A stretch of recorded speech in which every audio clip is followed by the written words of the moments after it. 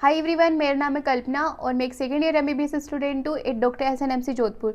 तो आज के इस वीडियो में मैं तुम्हें बताने वाली हूँ कि तुम्हें मॉक टेस्ट को कैसे एनालाइज करना है।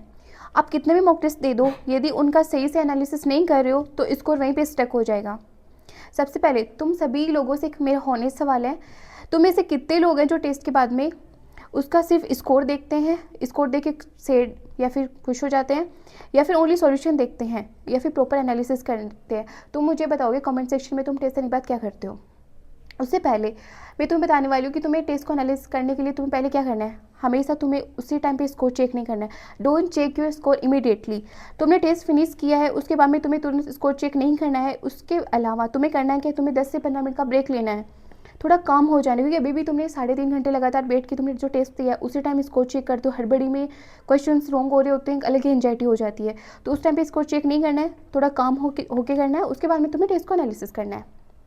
सेकेंड है, तुम्हें टेस्ट पेपर तुमने दे दिया, उसके बाद में तुमने अपना स्कोर चेक करने से पहले तुम्हें करना क्या है, तुम्हें कैटेगराइज करना है हर क्वेश्चन को। कैटेगराइज मतलब जैसे मान लो कोई क्वेश्चन तुम्हारा उस टेस्ट पेपर में करेक्ट हुआ है तो उस पर करेक्ट का मार्क कर लिया, रॉन्ग हुआ है तो उस पर गोला बना लिया या फिर क्रॉस का निशान कर दिया, या फिर कोई क्वेश्चन स्किप हो गया तो उस पर क्वेश्चन मार्क कर सकते हो, या फिर मतलब स्किप कर दिया जैसे कि तुमने अटेम्प्ट ही नहीं किया। उसके अलावा कोई कन्फ्यूज क्वेश्चन है या तो तुमने वो गेस या फिर डाउट से सही हो गया है, तो इससे क्या हो तुम्हें क्लैरिटी मिल जाएगी, तुम्हें एनालिसिस कैसे करना है। तुम्हें पता लगे ये सही क्वेश्चन है, ये मेरे रॉन्ग हो गए, ये स्किप हो गए, ये कन्फ्यूजन की वजह से या तो मैंने छोड़ दिया इसको या फिर मैंने उसको बस तुक्का मारता और लग गया सही से। तो ऐसे तुम्हें क्लैरिटी मिल जाएगी तुम्हें आगे एनालिसिस कैसे करनी है। नेक्स्ट है, अब मान लो सबसे पहले आते हैं जो सही हो गया, ओके। अब आते हैं रॉन्ग क्वेश्चन पे। मान लो कोई क्वेश्चन रॉन्ग हो गया, उस पर क्या करना है। तुम्हें पता है तुम कोई भी क्वेश्चन रॉन्ग करके आते हो तो उसके पीछे का एक रीज़न होता है। वो रीज़न तुम्हें आइडेंटिफाई करना है, किस वजह से वो क्वेश्चन तुम्हारा वहाँ पे रॉन्ग है। या तो तुम्हें कोई कॉन्सेप्ट नहीं आ रहा था, या तुम्हें वो याद नहीं रहा, या कोई सिली मिस्टेक हो गई, या क्वेश्चन समझ नहीं आया इसलिए तुमने उसको अटेम्प्ट कर लिया। अगर आपको कोई क्वेश्चन समझ नहीं आया उसको बाद में अटेम्प्ट कर लिया तो वो क्वेश्चन रॉन्ग हो गया। हर एक मिस्टेक का अपना रीज़न होता है और उसका इनमें से कोई भी एक रीज़न हो सकता है। उस रीज़न को तुम्हें लिखना है, कहीं पे भी लिखो, वहाँ पेपर पे लिखो, बट तुम्हें एक रीज़न को लिखना है कि वो क्वेश्चन रॉन्ग किस लिए हुआ है। सच्ची सच्ची बताओ तुम में से कितने लोग हैं जो सिर्फ आंसर दे के आगे बढ़ जाते हैं। जैसे फॉर एग्जांपल कोई क्वेश्चन रॉन्ग हुआ, उसका उसी टाइम सॉल्यूशन देखो और आगे बढ़ गए। ऐसा नहीं करना है। इस तरीके से कोई क्वेश्चन रॉन्ग होता है तो उसका एनालिसिस करना है। नेक्स्ट है, अब आते कन्फ्यूज क्वेश्चन पे। कोई कन्फ्यूज क्वेश्चन है वो तुमने स्किप कर दिया, फिर कन्फ्यूजन था इसलिए तुमने उसको अटेम्प्ट कर लिया।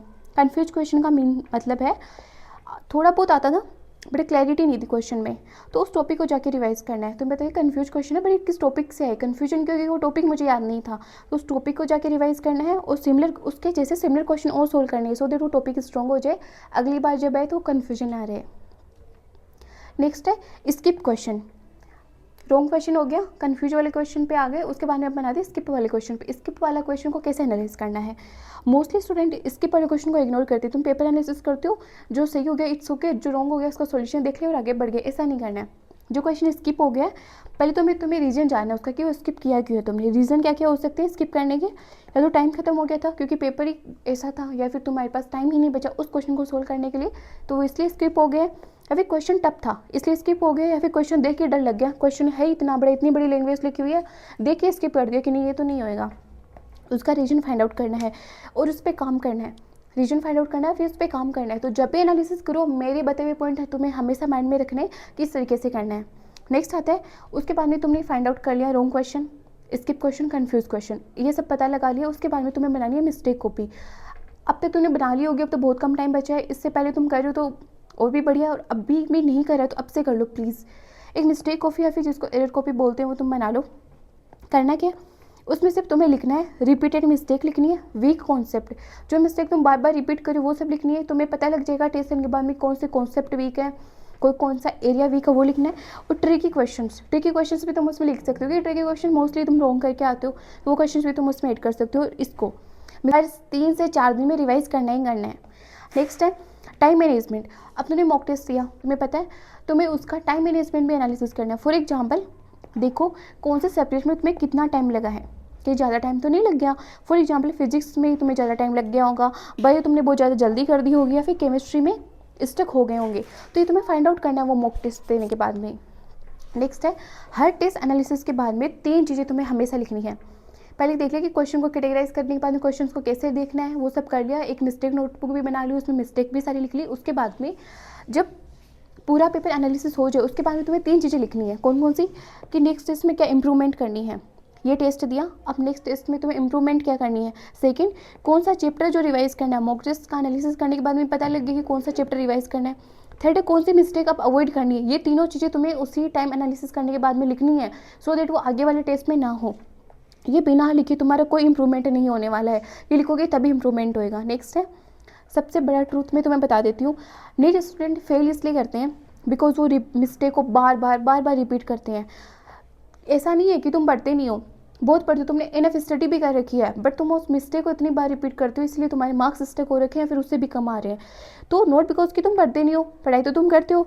और अगर एनालिसिस करोगे तो ऑब्वियसली बात है, एनालिसिस का काम है वो रिपीटेड मिस्टेक को कम कर देना, और मिस्टेक अगर कम हो जाएंगी या फिर जो सेम मिस्टेक वो एग्जाम में भी नहीं होएंगी तो अपने आप ही सिलेक्शन हो जाएगा।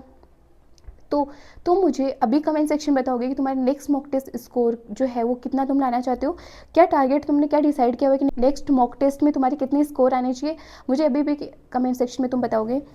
सिर्फ अब आगे से तुम्हें करना क्या है, सिर्फ टेस्ट नहीं दोगे, उसको अच्छे से एनालाइज भी करोगे। तुम्हें पता है क्योंकि सिलेक्शन उन्हीं का होगा जो अपनी मिस्टेक से सीखेगा, ना कि जो अपनी मिस्टेक को इग्नोर करेगा।